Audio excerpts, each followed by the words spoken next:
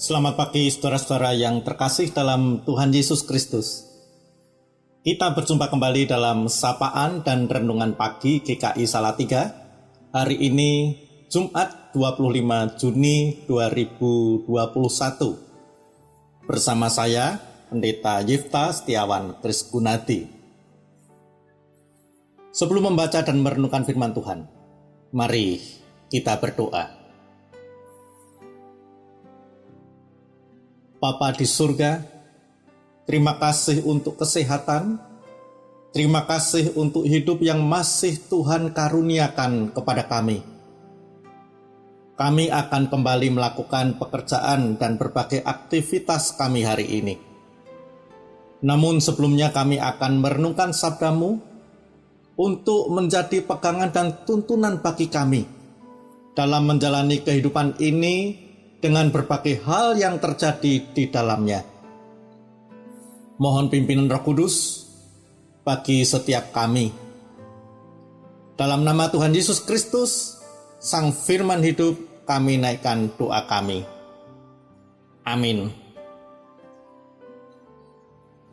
Saudara-saudara, saya akan membacakan kitab Amsal pasal 24 ayat 10 yang akan menjadi dasar renungan pagi hari ini. Tertulis sebagai berikut: jika engkau tawar hati pada masa kesesakan, kecillah kekuatanmu. Adapun tema untuk renungan pagi ini adalah tidak tawar hati. Saudara-saudara, hidup manusia, hidup kita sering tidak terduga. Di dalamnya bisa terjadi peristiwa atau kejadian yang tidak direncanakan dan tak diinginkan. Kesulitan hidup, masalah, penyakit, dan hal-hal lainnya yang dianggap buruk dan menyesakkan bisa tiba-tiba terjadi. Bisa datang kapanpun, setiap saat, tanpa diundang. Seperti contohnya pandemi COVID-19 saat ini. Tiba-tiba saja datang dan memorak-porandakan kehidupan ini. Dan ditambah, sesungguhnya manusia ini, kita rentan dan rapuh, rentan sakit, rentan bermasalah, bahkan rentan mati. Dalam keadaan demikian, bagaimana sikap kita menghadapi segala hal yang menyesakkan tersebut akan sangat menentukan hasil akhirnya. Mengenai hal ini, kitab Amsal memberikan peringatan yang sangat baik. Jika engkau tawar hati pada masa kesesakan, kecillah kekuatanmu. Peringatan ini dapat kita pahami sebagai nasihat agar kita jangan pernah menjadi tawar hati ketika hal-hal yang menyesakkan itu datang menerpa kita. Tawar hati itu kehilangan semangat, frustrasi, putus asa. Mengapa tidak boleh tawar hati? Sebab menurut Amsal tadi, tawar hati akan sangat mengurangi kekuatan kita, yaitu dalam hal kesanggupan kita untuk bertahan dan kemampuan kita untuk mengatasi kesesakan hidup. Mungkin saja kekuatan masih ada dalam diri kita, tetapi sangat kecil dan tidak memadai. Akibatnya kita dibuat tidak berdaya, lemah, dan kalah terlindas oleh kesesakan hidup yang melanda kita. Kekuatan dari tidak tawar hati ini sudah teruji dan terbukti. Ada banyak contohnya, antara lain Thomas Alva Edison, seorang yang banyak berhasil dalam karyanya. Bahkan ia disebut-sebut sebagai penemu terbesar di dunia.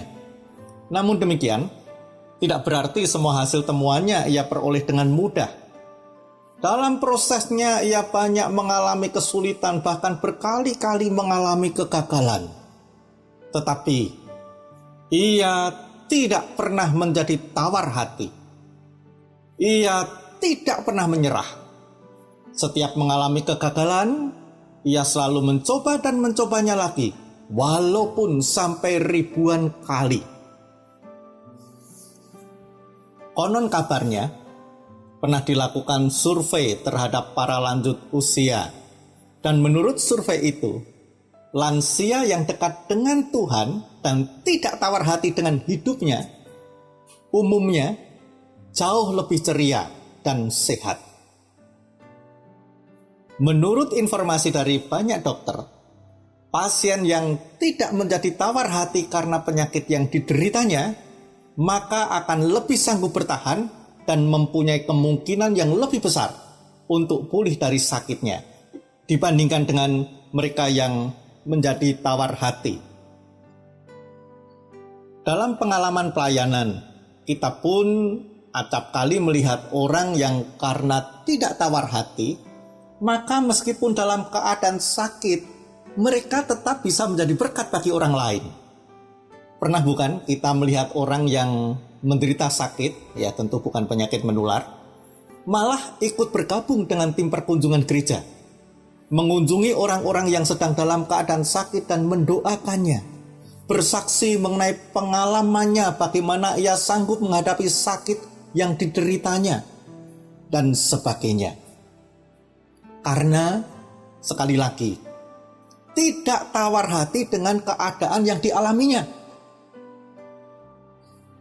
Itulah orang-orang yang tidak tawar hati. Tidak akan menyerah kalah oleh kesesakan hidup yang dialaminya. Termasuk di masa pandemi COVID-19 saat ini.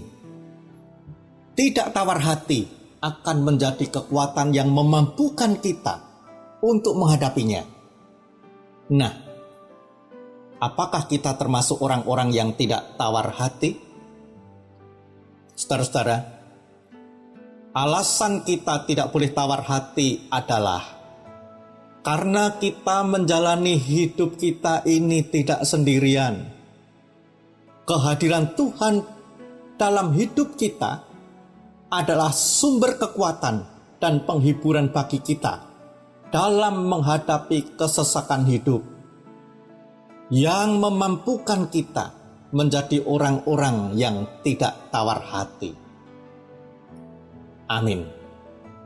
Mari kita berdoa. Tuhan, terima kasih untuk firman-Mu yang mengingatkan kami agar tidak menjadi tawar hati.